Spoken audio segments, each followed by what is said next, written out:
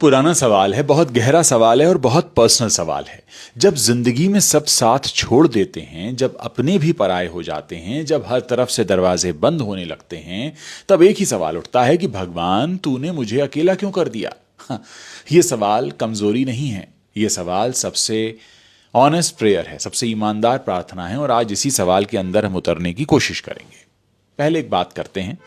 इतिहास के सबसे बड़े लोग जिन्हें हम महान मानते हैं, लगभग सबको एक दौर से होकर गुजरना पड़ा, और वो दौर था अकेलेपन का दौर, जब उनके साथ कोई नहीं था।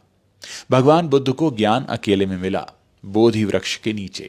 मूसा को रेगिस्तान में अकेले भटकना पड़ा, ईसा को सूली पर अकेले चढ़ना पड़ा, और हमारे अर्जुन को भी जब सबसे बड़ी लड़ाई सामने थी तो वो अकेले ही भगवान श्री कृष्ण के पास गए। ये कोई संयोग नहीं है, इसमें एक पैटर्न है दोस्तों।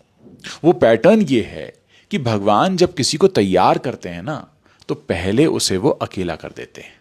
क्योंकि जब तक भीड़ है तब तक इंसान भीड़ की आवाज सुनता रहता है, जब तक लोग हैं तब तक लोगों की राय मायने रखती है, जब तक सहारे हैं तब तक खुद की ताकत का कोई अंदाजा भी नहीं हो पाता। अकेलेपन में, और सिर्फ अकेलेपन में, इंसान को अपनी असली आवाज जो अंदर से आती है सुनाई देती है। वो आवाज जो हमेशा से थी, लेकिन आसपास के शोर में कहीं दब सी गई थी। कार्ल जंग ने कहा था, जो व्यक्ति अपने अकेलेपन को सह नहीं सकता वो खुद से कभी मिलता ही नहीं, और जो खुद से नहीं मिला वो किसी से भी सच में मिल ही नहीं सकता। अकेलापन असल में वो क्लासरूम है जहां भगवान सबसे गहरी पढ़ाई करवाते हैं। लेकिन ये क्लासरूम बहुत कठोर है, और इसमें दाखिला तब मिलता है जब आप उसके लिए तैयार हो। चाहे आपको अंदर से लगे या ना लगे, लेकिन दाखिला तभी मिलेगा जब आप तैयार हैं।